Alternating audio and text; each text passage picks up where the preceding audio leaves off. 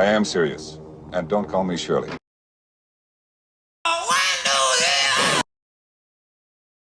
Millions of Americans staying at home or relying on Amazon.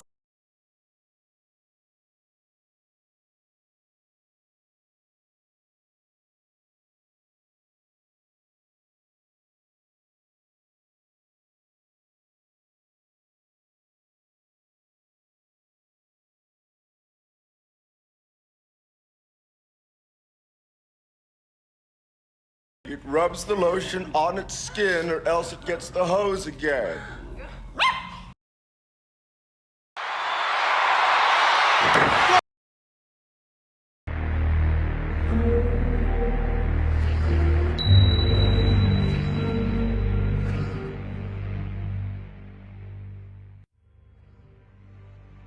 Okay, everyone.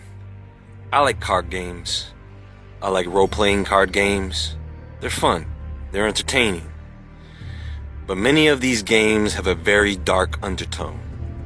And there are a few that have a very ominous overtone.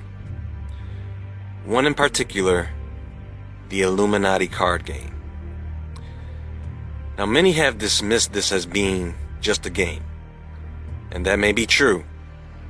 But deep within this game lies something darker. There are secrets that man was not meant to know.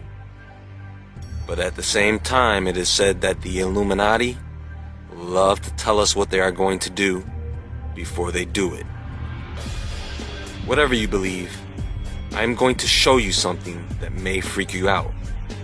Keep in mind that there are a lot of madmen out there, folks. And understand that we are truly in the hand of madness.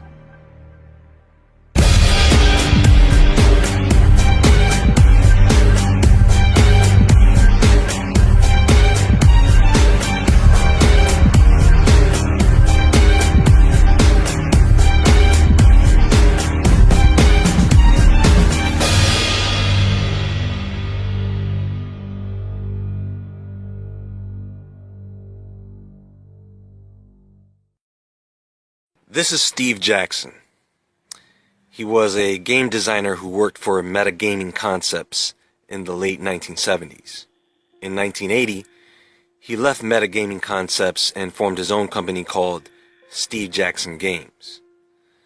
This company was responsible for publishing games such as Burn in Hell, Car Wars, Dino Hunt, and of course, Illuminati. Now, in 1975, there was a series of 3 novels written by Robert Shea and Robert Anton Wilson, known as the Illuminatus Trilogy. These are novels about the Bavarian Illuminati, the Discordian Society, conspiracies, both real and fake, counterculture, cognitive dissonance, numerology, which was the inspiration for Jackson, along with cover artist Dave Martin, to develop the Illuminati card game. Understand that Steve Jackson is the game's developer. He did not write and illustrate each card. There were other artists, other people involved. Now, this is where it gets crazy, folks. Steve Jackson does sound like it would be a common name. And the fact is, there is not one Steve Jackson, the game developer. There are 2. One out of the US and one out of the UK. Both game developers. And what's even more bizarre is that they have both worked on the same fighting fantasy game series. Yes, I can't make this stuff up. So here we have this game.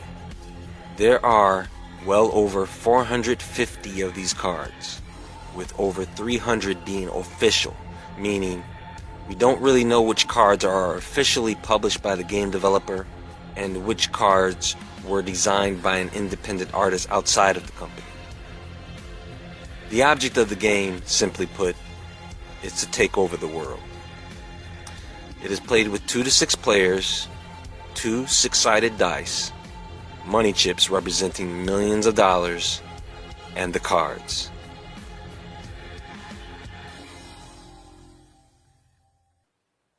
There are a very few number of what are called Illuminati cards.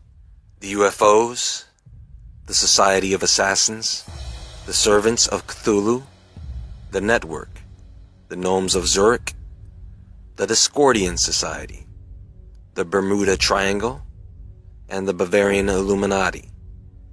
There is also Atlantis, Adepts of Hermes, and Shangri-La. Each player draws one of these cards, and then collects the amount of income indicated by his card from the bank. 4 group cards are then drawn and put into play. There are various group cards, and they all fall under 10 possible political alignments: government, communist, liberal, conservative, peaceful, violent, straight, weird, criminal, and fanatic. And then there are the special cards. These are the cards that are often traded and sold, and the ones that freak people out the most. These are the cards that move the game. They have the actions, special attacks, and magic. So the player with the highest roll of the dice goes first, and the play sequence begins and continues from player to player until one player has successfully completed a goal. This is the winner of the game. Now, we're going to take a look at these cards, and there are quite a few, and you can decide for yourself if any of these cards are based on truth or fiction.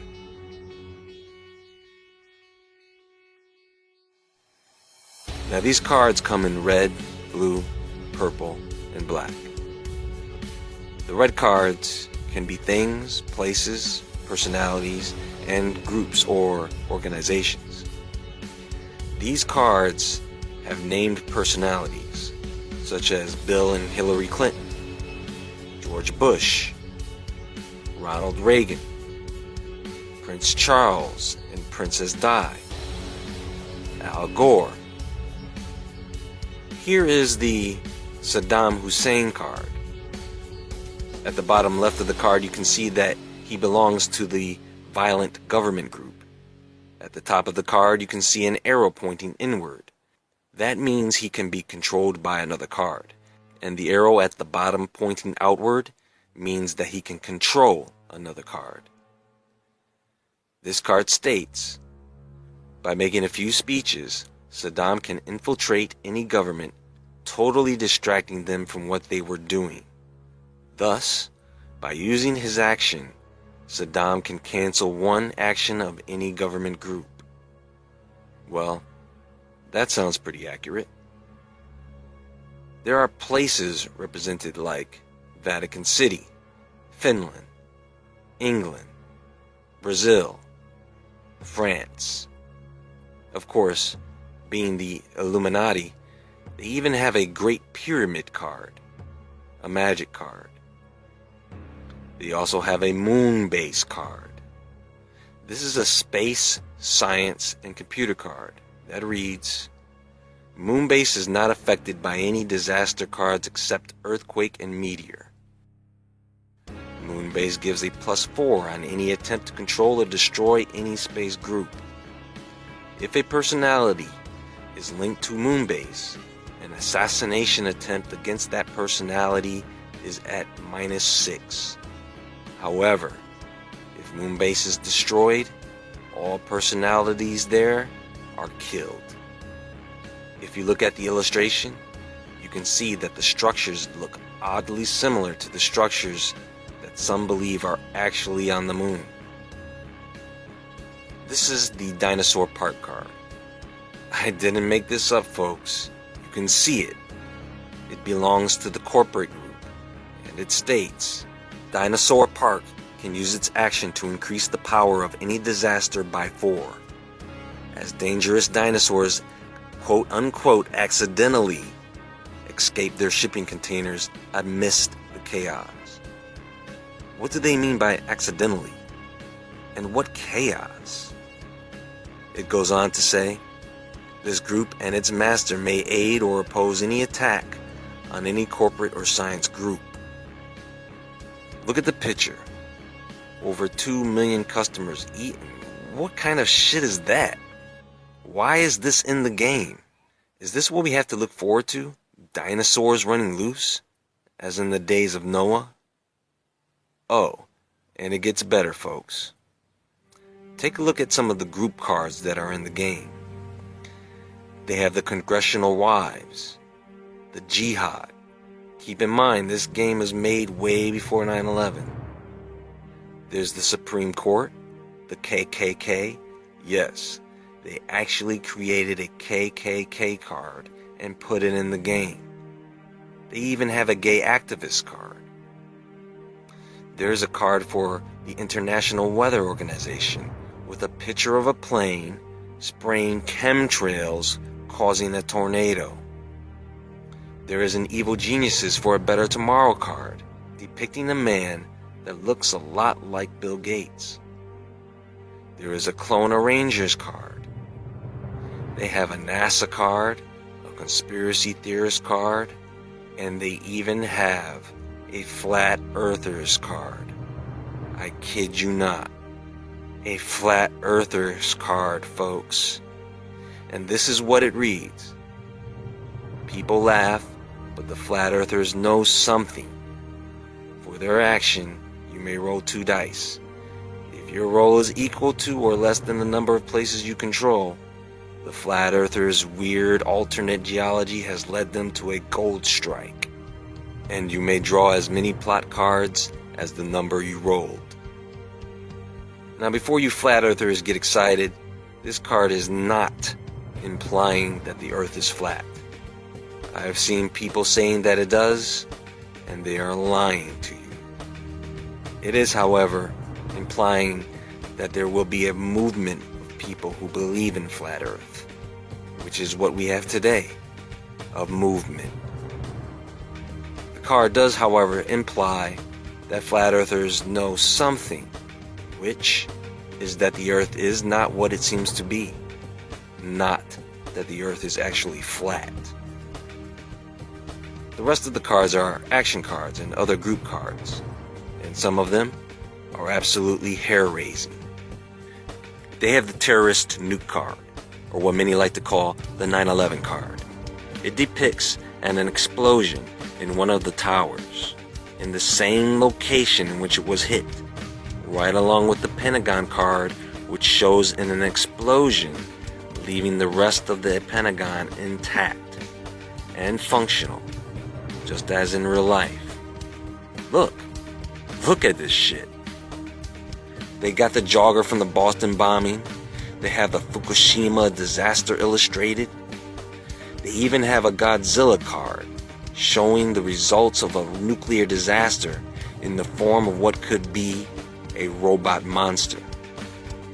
Speaking of monsters, there's a Hitler's brain card, a vampire card, a Loch Ness monster card, a giant kudzu card, a Bigfoot card. And this one reads, Bigfoot has the power to distract any media group by showing himself in public. By using his action, Bigfoot can cancel any action taken by any media group. Bigfoot also gives you a +3 on any attempt to control a green group. Crazy, right? There's an alien abduction card and a Plague of Demons card. Is this game really showing us the things to come? This is the Backlash card, which depicts what looks like the former President Barack Obama. There's a gun control card, a martial law card, and epidemic, or should I say, Ebola card. There's a World War III card, a meteor strike card, a population reduction card, and by the way, this card shows a face in the smoke above a large city, the same type of face that has been sighted in the smoke of the Trade Center towers. There is even a Messiah card that reads, play this card at any time except during an attack, link it to any personality you control. That person is hailed as the Messiah by millions worldwide. The new Messiah's power and resistance are both increased by 4, plus 2 more for every church you control at any given time. Only one Messiah can be played at a time. And what would an Illuminati game be without the Enough is Enough card, illustrating who many believe is the current president of the US, Donald Trump. I mean, the card is perfect. This is what it reads. At any time, at any place, our snipers can drop you. Have a nice day. Then it reads, play this card on your turn before drawing any plots. You may remove all zap, paralysis, or attribute freeze cards that are affecting your power structure. However, preoccupied with your house cleaning, you may draw no plots this turn. And cleaning house is exactly what Trump is doing. The numbers that are used in this card game are also significant, especially the number 23. After all, the Illuminati are numerologists. The stars are right, folks, and we are living in interesting times. This card game may be depicting future events, or it may be depicting planned events, or maybe it's just a game. All I know is the Illuminati like to throw their plans in your face. It seems that your attention or energy is needed. They also know that there is nothing you can do to stop them. And their power comes from also knowing that you think it's just a game.